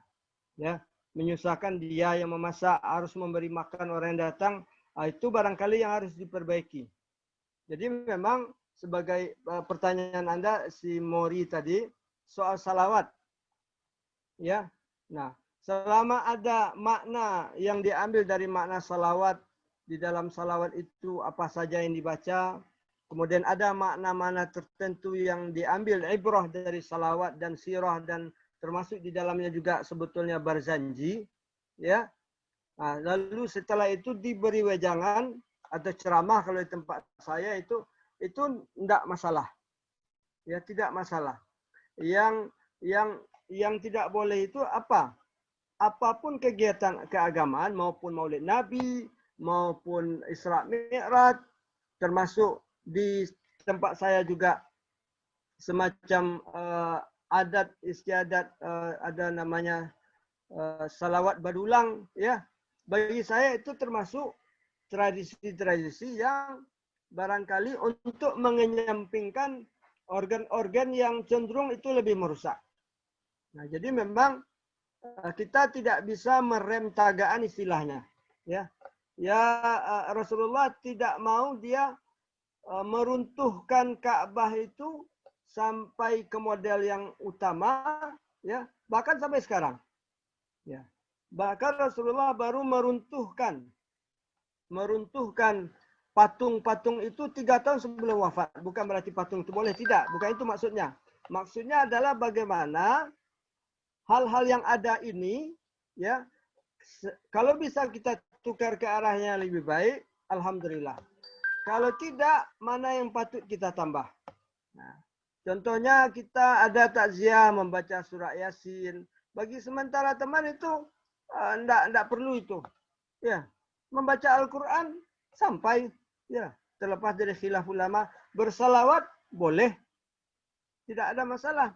Yang tidak boleh itu siapa yang bersalawat sekian ini fadilahnya, siapa yang puasa di bulan Sya'ban akan mendapatkan pahala 1000 nabi. Barangkali ini sudah masuk ke ranah akidah dan ibadah. Imam Syatibi mengkategorikan bid'ah itu, ya, kalau dia masuk kepada akidah wa ibadah. Nah, adapun soal-soal ada istiadat, kalau dia menjadi sebuah ritual atau kepercayaan, itu bisa dikatakan bid'ah. Nah, seperti orang meyakini bahwa 7 kali ke makam Syekh Burhanuddin itu sama dengan naik haji. Nah, itu sudah masuk ke wilayah ibadah, ya. Jadi salawat ini perlu dilacak lagi apanya, perlu dilacak lagi sejarahnya, dan seperti apa idealnya salawat yang baik itu. Baik, itu yang bisa kita jawab untuk persoalan tradisi-tradisi, adat-adat yang ada di kita. Perlu dilurus apa ke kemenyan, memang ada keyakinan bahwa agar doa itu sampai dengan asap kemenyan. Ya. Dan orang agama lain yang berdoa pakai kemenyan itu memang ada agama lain. Tapi terjadi proses yang disebut desakralisasi. Ya, dihilangkan aspek kultusnya. Seperti apa? Asal dia kemanyan, aku tanda orang berdoa kok. Nah, tanda orang berdoa. Sampai sekarang tidak ada lagi. Alhamdulillah tidak ada lagi. Jadi kita harus menghilangkan secara bertahap. Balimau contohnya. Balimau silakan. Tapi jangan sampai ada keyakinan sakralnya itu. Apa itu? Bersih kita dengan balimau itu. Bersih itu dengan tobat, dengan istighfar. Nah, jadi pemahaman adat itu harus diluruskan. Ya, termasuk sebutan-sebutan adat itu harus diluruskan.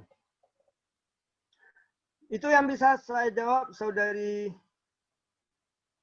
Mori. Mohon maaf. Ya, Ustaz, terima kasih banyak untuk jawabannya.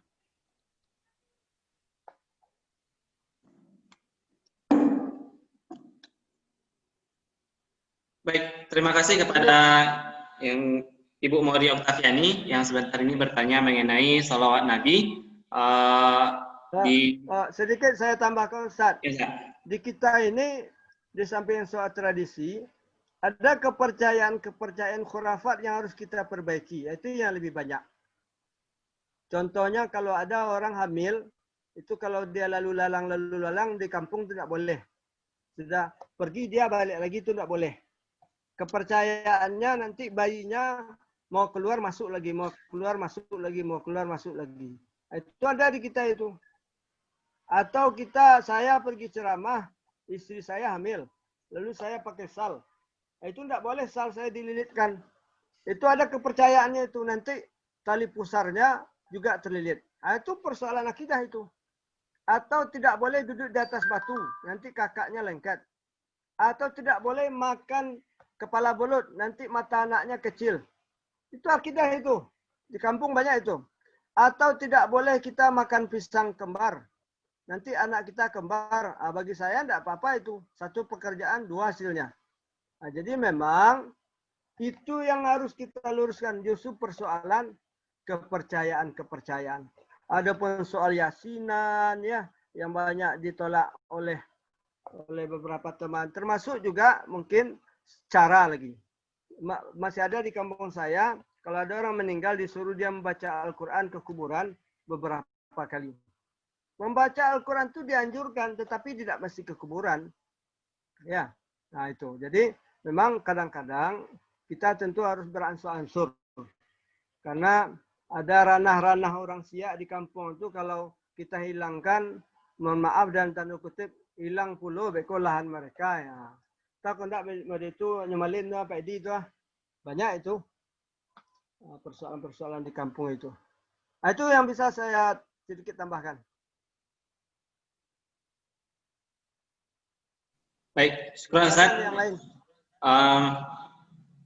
Syukur pada Ustaz Aki yang telah menjawab tadi pertanyaan dari Ibu Mori Oktaviani. Baik, Bapak Ibu, kita masih buka untuk sesi tanya jawab. Silakan kepada Bapak Ibu yang ingin bertanya atau menambahkanlah Haji Ridho yang lainnya. Baik, silakan Bapak Ibu. Ada yang bukan para ulama ya, tapi akademisi yang kemudian menarik maqasid syariah ini mungkin terlalu ke kiri, Ustaz. Contoh misalnya ada beberapa, Anda tidak tahu, seperti misalnya Jasar Auda di dalam bukunya itu kan dia mengatakan bahwa maqasid syariah di bidang agama itu sekarang adalah freedom religion, artinya kebebasan dalam beragama. Jadi tidak ada, kemudian misalnya dalam hal-hal kebebasan beragama, kemudian kalau dalam dalam jiwa itu adanya HAM, kata dia, adanya egaliter, persamaan, dan seterusnya. Kalau dalam hak akal itu ya kebebasan dalam tidak membiarkan para ilmuwan ke luar negeri dan seterusnya dan seterusnya. ada apa namanya itu perkembangan-perkembangan. Nah, misalnya Ustaz, ada juga An-Najmuddin At-Tufi, meskipun ini berbeda pendapat, salah satu pendapat beliau mengatakan ketika ada nas yang berkaitan dengan satu masalah, tetapi nas itu tidak sesuai dengan logika, maka logika lebih didahulukan, sebagaimana pendapat Imam Hanafi di dalam istihsannya gitu. Nah, pendapat-pendapat kontemporer seperti ini, Ustaz, meskipun bagaimana menurut Ustaz, apa namanya, perkembangan misalnya seperti kedamaian hidup di Indonesia Bagaimana dengan tanggapan keadaan Ustadz dengan ini? Itu sajalah. ya Ustaz, bagaimana tanggapan Ustadz dengan hal-hal yang demikian, misalnya seperti egaliter, demokrasi, HAM, kemudian kemudian gender, pluralitas dan seterusnya Ustadz. Itu bagaimana pendapat Ustadz dengan keadaan kita nation state hari ini, bukan lagi dinasti, bukan lagi imperium, bukan lagi kekhalifahan, tetapi lebih kepada nation state dengan presiden demokrasi yang ada di dunia hari ini, Ustadz. Bagaimana menurut Ustadz melalui pendekatan maqasid syariahnya itu, Ustaz? Dikembalikan, Ustaz. Baik, jadi Jasir Audah, satu, Anda harus pahami bahwa di mana Jasir Audah berada. Dia orang Mesir, berada di Eropa. Jadi dia harus bijak mengapungkan konsep maqasid itu dengan konteks modern. Dan perlu dipahami bahwa sampai saat ini, sampai saat sekarang, saya membaca pemikiran Jasir Audah, justru dia melanjutkan pemikiran Syekh Ibn Ashur sebetulnya. Kebebasan berpendapat, kebebasan beragama itu kan betul itu. Tidak boleh kita memasakkan agama kita kepada orang lain.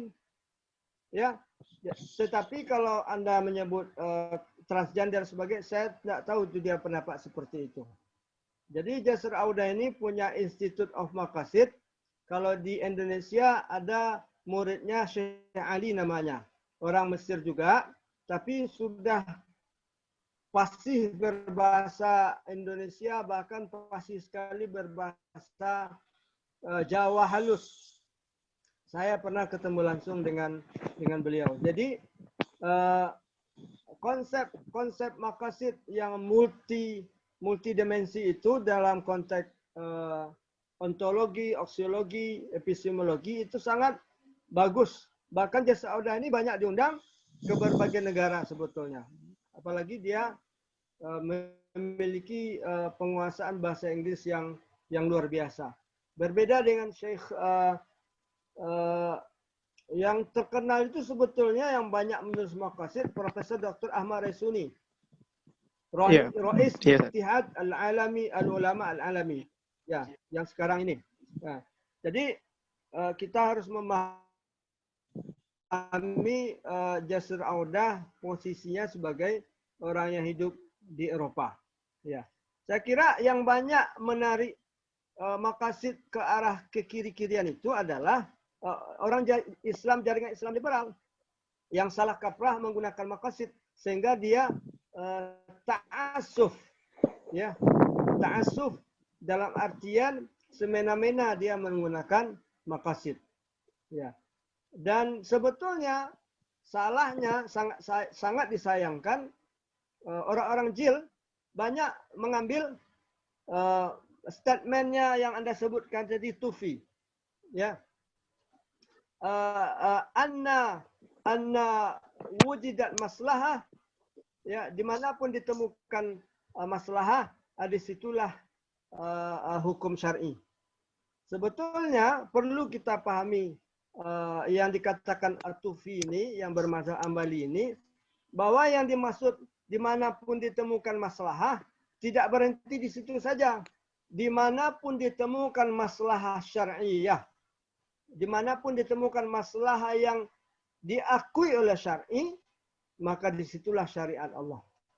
Karena Allah berbuat, menyuruh, melarang, itu pasti tidak abasa, tidak percuma. Pasti mengandung maslahah. Jadi ucapan Tufi itu sebetulnya selama ini banyak disalahpahami orang. Bahwa dimanapun ditemukan maslahah yang syariah. Yang syariah ini yang lupa, banyak orang menambahkannya. Tupi tidak mungkin mengatakan maslahah tanpa dilandasi oleh syar'i. Nah, itu yang barangkali harus kita dudukkan ketika banyak orang mengutip ucapan Tufi. Termasuk saya dulu juga heran-heran, tetapi setelah saya baca di dalam salah satu buku, judulnya Ma'rakatun Nas. Ma'rakah itu perang teks. Jadi kita ini sebetulnya dalam wacana pemikiran Islam banyak perang teks. Sebutlah dengan gerakan apa saja, mau ISIS, mau Daesh, mau Tabligh, mau Ikhwa, mau Salafi, itu kita perang teks sebetulnya. Tetapi ketika kita melakukan itu, berada di itu semua, kita harus juga memahami ruhun nas. Imam Syatibi mengatakan al-lafzu huwa al-maqsud. Ya, lafaz yang ada di dalam teks itulah yang dituju. Nah, mohon maaf agak ngelantur, itu yang bisa saya jawab. Akhi Jasir Audah itu tesis S2-nya Fiqhul Maqasid. Kemudian juga ada bukunya yang sudah diterjemahkan ke dalam bahasa Indonesia yang diterbitkan oleh Mizan. Itu tolong dibaca. Kalau kita semua ingin belajar maqasid dalam konteks yang lebih mu'asarah atau mu'asirah, bacalah karya-karya Jasir Audah, juga karya fikih maqasid inda Syekh Qardawi, dan juga Syekh Wasfi Ashur juga banyak menulis tentang Qardawi ini. Itu demikian, saudara, siapa tadi, lupa saya namanya. Irfan. Tadi yang pertama juga Irfan ya? Iya, San. Iya, San. Yang pertama Irfan A, San. Ini Irfan B. Pertanyaan Irfan ini pertanyaannya berdosis semua, saya lihat. Ini bagus-bagus pertanyaannya. Masya Allah. Orang S2 seperti ini.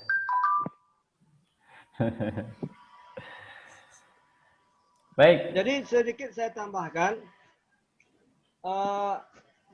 bagi saya pribadi ini, kalau Pak Amir pernah mengatakan, memangnya Anda belajar maqasid tahu tujuan Allah, muradullah. Memang kita tidak tahu hakikat tujuan Allah, dan kita hanya berhenti pada nas, ya. Dan sebagian ulama memandang apakah maqasid itu bisa menghasilkan hukum. Maqasid tidak bisa menghasilkan hukum. Yang bisa menghasilkan hukum itu adalah usul fikih. Tapi usul fikih yang jaffa, ya usul fikih yang tidak disertai dengan maqasid, maka itu disebut usul fikih yang jaffa. Dan akan ditetapkan hukum nanti ketika tanpa adanya maqasid, hukum yang justru tidak mengeluarkan kemaslahatan. Baik itu dalam bidang agama, jiwa, akal, dan lain sebagainya. Nah, dan inilah yang kita lihat banyaknya sekarang, dua hal ini banyaknya sembraut dalam bidang fatwa. Nah, karena dua hal, fiqhun nas dan fiqhul waqi'. Kita tidak bisa menggunakan fatwa-fatwa di negara lain, lalu kita haruskan di sini. Nah, ini harus kita harus kita waspadai dalam hal-hal ini.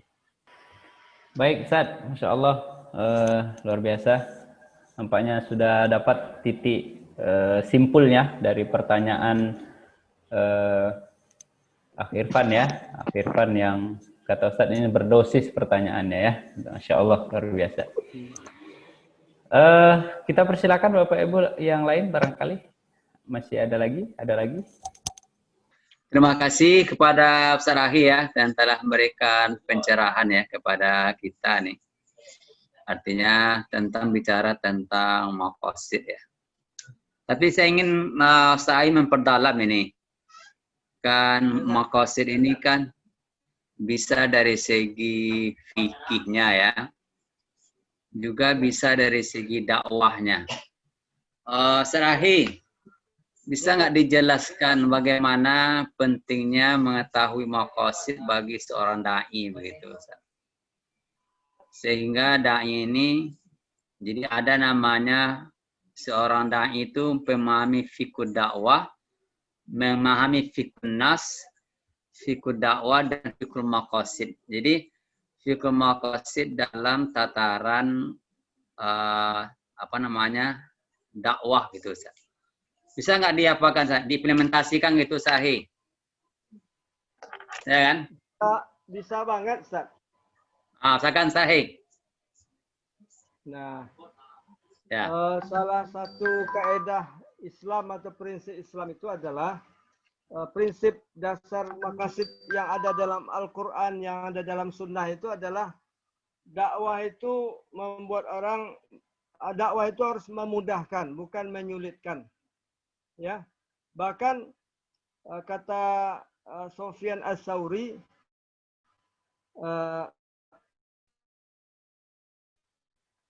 innamal fiqhu at-taysir min as-siqah wa amma tashaddud fa kullu ahadin yuhsinuh. Yang disebut memahami agama itu adalah memudahkan. Ya, adapun tasyaddud, menyulit-nyulitkan itu semua orang bisa. Dan di dalam Islam, khazanah kita, memang ada sahabat itu yang ingin berberat-berat dalam beragama, tapi Nabi tidak setuju. Ada beberapa seorang yang ingin puasa terus, tidak ingin menikah, ingin sholat malam, ya karena dia azimahnya yang kuat. Ada juga yang ingin puasa terus, ya seperti Jabir, tapi Rasulullah cenderung mempertimbangkan kemudahan, baik dalam sholat tarawih dia tidak mau ke masjid lagi, tetapi kita bukan berarti memudah-mudahkan. Rasulullah ma khuyyira ma baina amrayn illa ikhtara aisarahuma ma lam yakun fi zambun atau ismun. Rasulullah kalau ada dua pilihan, maka beliau memilih yang lebih mudah. Selama pada salah satu yang lebih mudah itu tidak ada dosa. Jadi prinsip Nabi itu yassiru wala tu'assiru. Basyiru wala tunaffiru. Jadi prinsip dalam Islam itu memudahkan. Kalau kita tidak, kalau bisa dipersulit, kenapa harus dipermudah? Jadi Islam itu memudahkan. Lalu fungsi Islam itu berdakwah basyira wa nadhira. Basyira itu absyir. Selalu ada optimis. Optimis. Jangan kabar pertakut saja terus. Ya, kabar pertakut saja terus. Nah, karena itu kita di dalam berdakwah, ya, bacalah beberapa hadis, ya, yang luar biasa. Kelembutan Rasulullah kepada sahabat, kepada orang-orang awam yang bertanya. Ya Rasulullah, izin li bizina. Ya Rasulullah, izinkan saya melakukan perbuatan dosa tersebut, zina tersebut. Kalau kita ditanya pertanyaan seperti itu, mungkin naik tensi kita. Tapi Rasulullah, atardo li ummik, atardo li ammatik, atardo li ukhtik. Begitu Rasulullah bijak. Suatu kali, ini artinya memahami apa? Memahami seperti ini. Orang kalau menghadapi masalah, orangnya seperti ini harus seperti itu. Bahkan ada salah seorang sahabat, termasuk sahabiat, sudah sekian kali dia mengaku berbuat salah. Tapi Rasulullah mencari celah juga. Mungkin, ya Rasulullah, saya sudah jatuh kepada dosa. Ya, mungkin lapasnya Rasulullah itu mungkin halla qabalta, halla lamasta. Mungkin coba kamu sentuh. Mungkin paling-paling kamu cuma sampai mencium dan sebagainya. Tapi kalau karena sudah sampai ke mahkamah istilahnya, sudah sekian kali, sahabat ada pula di sekitar itu, ya akhirnya sahabat Rasulullah mengeksekusinya. Jadi prinsip dalam Islam itu, lihatlah siapa yang kita dakwahi, lalu pilihlah cara yang termudah. Kalau ada berbagai macam pilihan, maka pilihan yang tepat itu adalah pilihan yang ada pada masyarakat itu. Istilah Buya Mawardi kemarin, dia tidak pakai kunut. Pas dia imam berkunut, dia tidak ikut. Berarti dia tidak mengamalkan hadis, innama ju'ila imamu li'tamam bih. Jadi memang disinilah diminta kelapangan hati kita. Ya, kita sering mengatakan bagi yang tidak siap berdakwah, ini hadisnya sahih ini. Ya, riwayat Imam Bukhari ini. Wah, ini sepakat ulama. Terkadang saya melihat terjadi pembohongan publik. Sepakat ulama bahwa musik itu, nyanyi itu haram. Ini orang tidak baca kitab ini ya. Nah, jadi terjadi pembohongan publik. Nah, karena itu prinsip-prinsip di dalam berdakwah itu apa? Sederhana sebetulnya. Berdakwalah dengan bahasa yang mudah dipahami. Berdakwahlah itu Nabi berdakwah dengan bahasa yang mudah dipahami oleh kaumnya. Ya, kita juga begitu. Berdakwahlah dengan prinsip memudahkan. Ya, karena itu kita sebetulnya dituntut pada satu sisi belajar fikih. Jadi dai itu tidak hanya sebatas wa'ir, ya, tidak hanya semacam sebatas memberikan wejangan atau mau'izah, tapi juga terhadap beberapa hal tertentu dia harus punya buku fatwa di rumahnya. Dalam masalah ini bagaimana? Nah, dalam berdakwah kita tidak boleh memaksakan kalau setir mobil orang kanan kita bawa setir mobil kiri. Nah, jangan. Jadi kaidah di dalam berdakwah itu prinsip yang pokoknya apa? Memudahkan. Tidak memaksakan. Wa ma 'alaika illal balaghul mubin. Wa ma 'ala rasul illa balaghul mubin. Tugas Nabi itu menyampaikan. Bahkan mendoakan. Nah, ini yang kurang di kita. Orang kalau berbeda pendapat dengan kita, ini jarang kita jadikan itu sebagai rival kita. Saya kadang-kadang terus terang, lebih tersentuh saya bertemu dengan jamaah tabligh ketimbang teman-teman kita yang sama-sama yang lain memperjuangkan Islam. Kalau jemaah tabligh, cobalah agak bergesekan kita dengan berbeda pendapat di uru-uri punggung atau daging parfum tuh. Jadi memang walaupun pada satu sisi mereka juga harus belajar tafaqquh fiddin. Nah, karena itu maqasidus syariah ini harus dipakai dalam i'malul maqasid fi majalid dakwah. Ya, lebih memprioritaskan tahbibul iman, lebih memprioritaskan masalah-masalah yang muttafaq alaih. Itu penting. Kalau ada mukhtalafi, di sinilah kapasitas seorang faqih. Nata'awanu fi maktafaqna alaih wa ya'dzuru ba'duna ba'dha fi makhtalafna fi. Kita harus sepakat bekerja sama wa ta'awanu 'alal birri wat taqwa, hal-hal yang kita sepakati. Adapun soal-soal yang sifatnya kita berbeda pendapat, kita toleransi. Jadi kita ini sama-sama pergi ke pasar untuk membuat sambal rendang. Yang saya tugas membeli daging, yang satu lagi membeli santan, yang satu lagi membeli langkok-langkok, ya, yang lainnya juga begitu. Tidak bisa saya mengatakan saya hebat, sini yang hebat, tidak. Kita bersama, basamu makunyo menjadi. Nah, kalau tidak kita selalu diobok-obok. Inilah tugas umat Islam sekarang. Ya, orang-orang di luar Islam senang kita pecah. Kalau tidak isu khilafah, kalau tidak isu PKI. Dua inilah isu yang selalu diangkatkan secara nasional.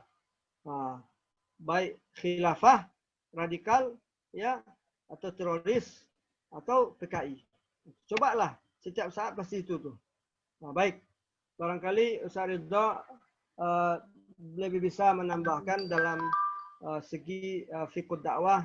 Mungkin nanti ada bab atau bagian khusus bagaimana Rasulullah berdakwah dalam beberapa hadisnya, termasuk hadis tentang bagaimana Rasulullah tetap lembut kepada orang yang akalnya tidak setinggi sahabat yang lain ketika ada seorang sahabat yang buang air kecil di masjid.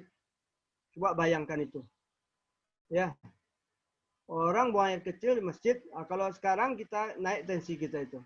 Tapi Rasulullah mengatakan, bahkan ulama mengatakan puluhan hukum bisa dikeluarkan dari hadis orang ini, riwayat ini, ya, termasuk sisi kesehatan, termasuk metode dakwah. Kan dia pipis dulu kata Rasulullah sampai selesai. Itu yang penting. Setelah itu siram. Bahkan orang Badui itu berdoa, ya Allah, Allah mahdini wa Muhammadan wa la tahdi. Ya Allah, berikan aku hidayah dan Muhammad dan yang engkau beri hidayah yang lain. Nah, disinilah pentingnya fikih dakwah, ya, tariqah atau wasilah dalam berdakwah itu penting sekali bagi kita di zaman sekarang.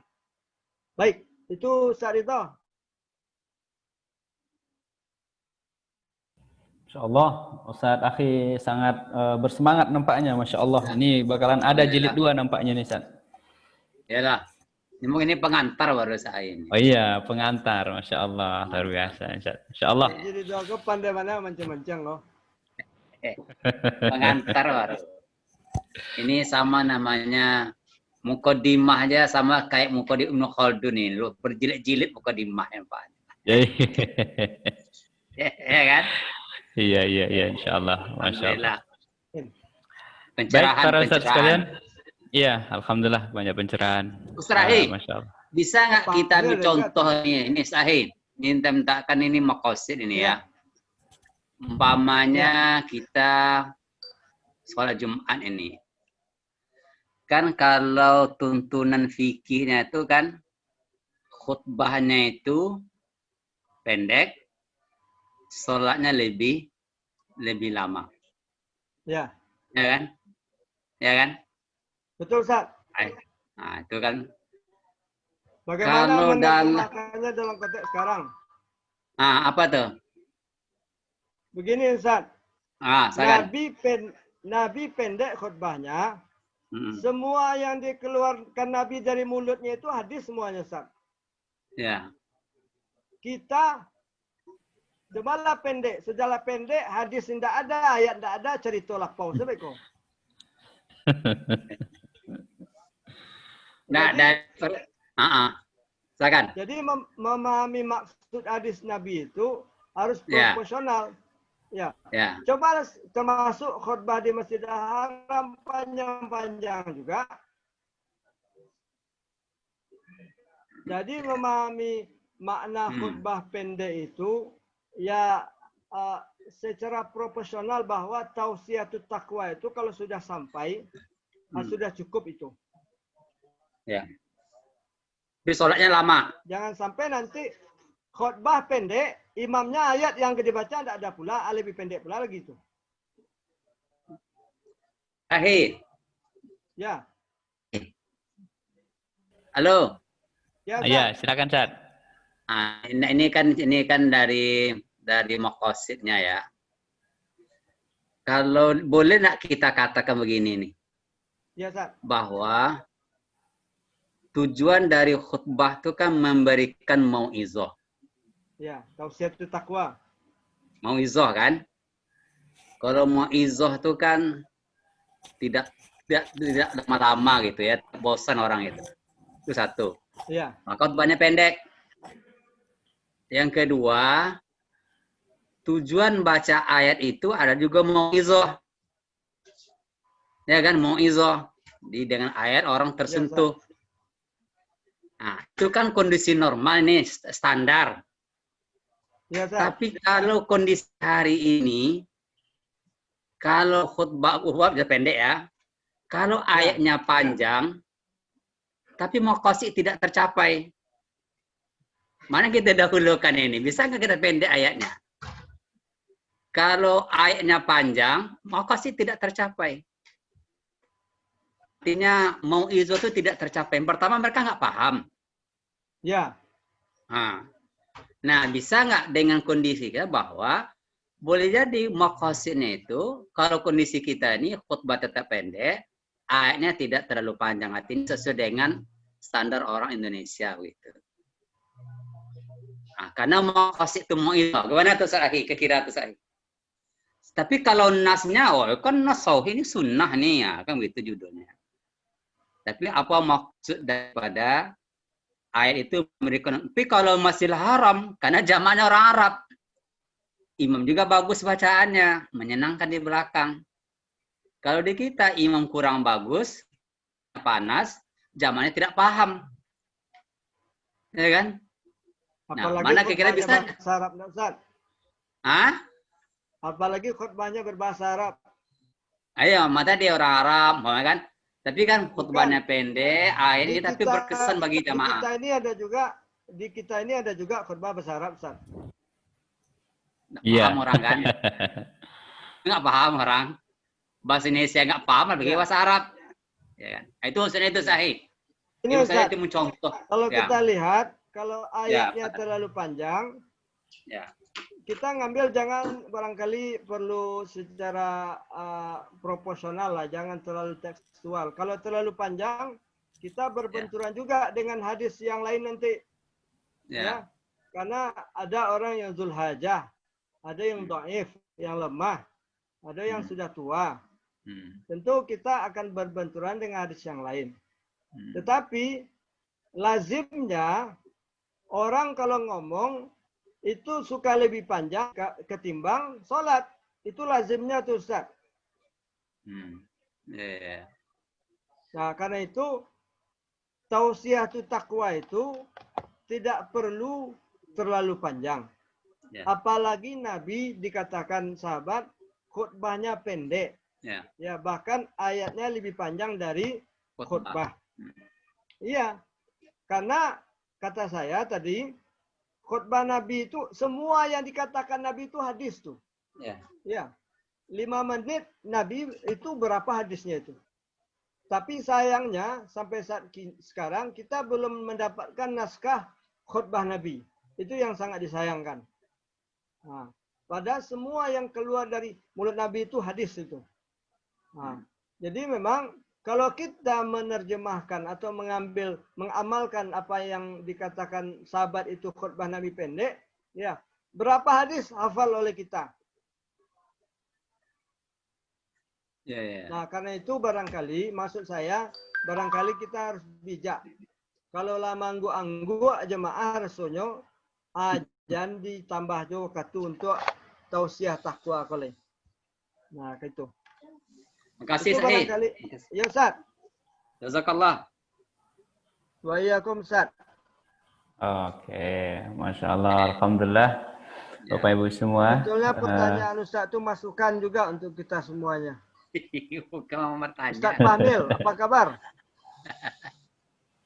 Ustaz Akhi, mantap. Enggak mantap. Ada tambahan enggak? Assalamualaikum warahmatullahi wabarakatuh. Ketika kita berbicara tentang maqasid syariah, ini sangat menarik sekali. Tentu di sini bagaimana Islam betapa agungnya, betapa mulianya, betapa paripurnanya yang mencakup sebagaimana yang sampaikan tadi, ada maqasid diantaranya hifzuddin, al-aql, an-nafs, al-aql, kemudian apa lagi? Al-mal, dan yang 6 itu memang rohnya, ya, rohnya hukum-hukum yang diperintahkan Allah atau hukum-hukum yang dilarang oleh Allah Subhanahu wa taala. Jadi sangat luar biasa. Ini merupakan di antara mungkin hikmah. Jadi Allah Subhanahu wa taala memerintahkan mencambuk orang yang melakukan perzinaan misalnya, ini dalam rangka memelihara nasab, memelihara kehormatan, memelihara rumah tangga, dan lain-lain sebagainya. Nah, di sini juga terlihat bagaimana kalau kita melihat qawaid, ya, qawaid fikih, bagaimana kita menetapkan hukum juga tentu memiliki dasar-dasar yang tak lepas ya dari kaidah-kaidah yang sudah juga diajarkan oleh Nabi Muhammad SAW. Apakah itu yang dibuat oleh para ulama atau hadis-hadis yang disampaikan oleh Rasulullah SAW. Nah, di sini saya melihat ya bagaimana hikmah atau maqasid dari syariah ini adalah ya salah satu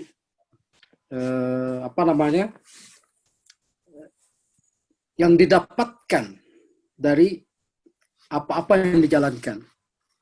Jadi apa yang didapatkan. Jadi bukan salah satu tujuan. Tapi kalau maqasid syariah itu tujuan, Maka kalau sudah sampai tujuan, maka tentu secara hukum teori, ya misalnya yang sudah sering kita dengar, kalau akal sudah terpelihara, berarti tidak perlu lagi belajar gitu, sudah sampai tujuan.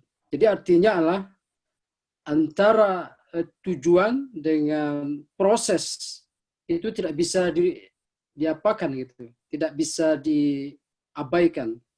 Jadi kalau kita berbicara tentang maqasid syariah saja, misalnya orang salat itu ketika sudah selesai salat, rihna biha Bilal, senang kita, gembira kita, hati kita ini lega ya Bilal. Nah, bisa saja tanpa salat orang akan lega, orang akan senang. Tentu tidak mungkin salat itu juga diabaikan. Tidak mungkin salat diabaikan. Begitulah. Jadi saya melihat antara maqasid ini bukan salah satu cara yang ingin kita capai, tapi adalah hikmah di balik yang Ustaz Zaki sampaikan, hikmah di balik perintah-perintah Allah atau hikmah di balik larangan-larangan Allah SWT dalam Islam. Nah, tentu ini untuk mencapai hikmah tadi, tentu melalui usul fikih yang mantap tentunya, atau melalui kaidah-kaidah fikih yang ada. Jadi antara yang saya sampaikan ini atau yang sampaikan Ustaz Akhi tadi memang perlu kita dalami lagi. Mudah-mudahan pencerahan semangat kita luar biasa untuk ilmu ini, semakin hari semakin mantap insyaallah. Jazakumullah khair. Itu mungkin tambahan. Mungkin saya tanggapi sedikit Ustaz. Fadal Ustaz, fadal. Terima kasih Ustaz Famil, barakallahu fikum atas tambahannya. Ketika Ustaz Famil mengatakan hal-hal yang tadi, bahwa ada maqasid, ada proses, pikiran saya jadi terbuka bahwa memang maqasid syariah ini perlu selalu kita pelajari dalam sisi apapun. Tetapi bukan berarti kita mengakali syariah, akal-akalan. Kita harus tahu bahwa salah satu tujuan syariah diturunkan, kata Imam Syatibi, wada'us syariah li masalih ibad fid darain ajilan am ajilan. Baik dunia maupun ajilan am ajilan. Wada'us syariah lil ifham. Syariah diturunkan untuk diberikan pemahaman. Di dalam muwafaqat dikatakan bukan lil fahmi, lil ifham. Bagaimana syariah itu bisa dipahamkan kepada orang lain. Dan syariah ini berbahasa Arab. Harus dipahami kepada umat ini, apalagi bagi seorang mujtahid. Wada'us syariah litaklif. Untuk beban syariah. Yang terakhir ini kaitan dengan apa yang sudah disampaikan oleh Ustaz tadi. Wada'us syariah li ikhrajil mukallaf an da'iyati hawa. Bagaimana seorang mukallaf keluar dari seretan hawa nafsunya. Jadi kita belajar maqasid syariah bukan mengakali syariah dengan alasan maslahat dan sebagainya, tapi di dalamnya ada hawa nafsu kita. Nah, ini sudah di-counter oleh Imam Syatibi sejak dini. Dan hebatnya maqasid syariah ini, yang saya maksud adalah hebatnya Umar bin Khattab. Haji Ridha, Ustaz saya mungkin tahu ini, ijtihadnya Umar bin Khattab itu bukan fima la nassafi. Bahkan ijtihad Umar bin Khattab itu fima fihi nassun. Ini dikatakan mana katakan tidak pada hal-hal yang tidak ada nasnya saja. Pada yang ada nasnya banyak Umar melakukan. Ya. Termasuk qatlul jamaah bil wahid. Membunuh banyak orang karena gara-gara membunuh satu orang. Ini dengan teori mula'amahnya. Ya. Bagaimana Hud, ya, ontanya dibunuh padahal Nabi Saleh melarang, akhirnya Allah mengazab mereka semuanya. Jadi memang banyak Umar melakukan semacam ijtihad yang sepintas kalau kita lihat melanggar nas. Tapi Umar jauh dari itu semua. Kemudian juga yang harus kita pelajari barangkali dalam maqasid ini ada namanya maqsudan li dzatihi wa maqsudan li ghairihi. Ada memang yang dituju oleh Ustaz Pamir tadi mengatakan tujuan salat itu adalah untuk mengingatku atau sudah sampai khusyuk. Kalau sudah sampai itu tidak perlu sholat. Bukan itu. Itu sudah melanggar maqsudan li. Contohnya mandi. Mandi junub. Harus mandi kita kalau Jumat. Ya. Itu mandi itu. Jadi nggak perlu 2 kali mandi. Sudah mandi wajib kita, balik mandi lo dah lek dah. Kau mandi nanti tadi, kau kini kau mandi kau, enggak. Jadi ada ibadah itu termasuk tawaf wada itu bukan maksudan li dzatihi, maksudan li ghairi, sehingga tawaf wada kalau bisa digabung dengan tawaf ifadah. Nah, begitu juga emas. Sekarang banyak orang bisnis emas. Bahkan wacana-wacana hanya emas dan perak lah yang bisa menyelamatkan ekonomi umat. Imam Ibnu Taimiyah mengatakan emas itu sama kedudukan dengan yang lain. Bangsa Roma, orang jahiliyah sudah menggunakan emas. Jadi emas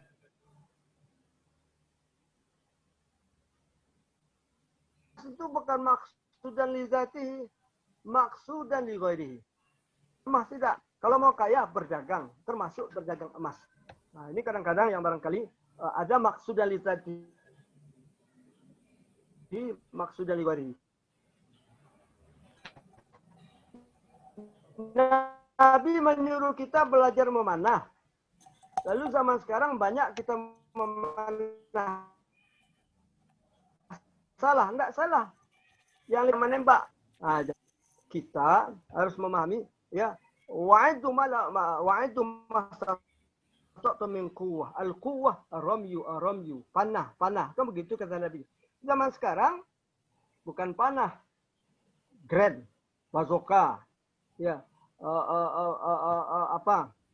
peluru atau senjata yang seperti Iron Man itu sekali pencet lalu nanti pas jatuh ke bumi dia menyebar.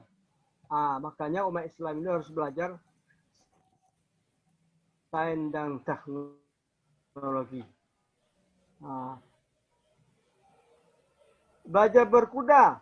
Kalau saya harus tidak belajar kendaraan-kendaraan untuk berperang. Barangkali begitu. Lebih luasnya memahami sebuah teks. Ada maksudan li dzatihi, ada maksudan li ghairihi. Itu barangkali Ustaz Pamir, setiap ada pertanyaan terkadang itu yang menambah terbukanya. Terima kasih. Baik, Bapak Ibu semua, kayaknya kita sudah sampai di penghujung acara. Mari kita cukupkan pertemuan ini dengan mengucapkan lafaz hamdalah. Alhamdulillahirabbil alamin. Dan kita sempurnakan dengan doa penutup majelis. Subhanakallah wa bihamdika. Jazakumullah atas kebersamaan kita. Kita akhiri. Walafikum. Assalamualaikum warahmatullahi wabarakatuh.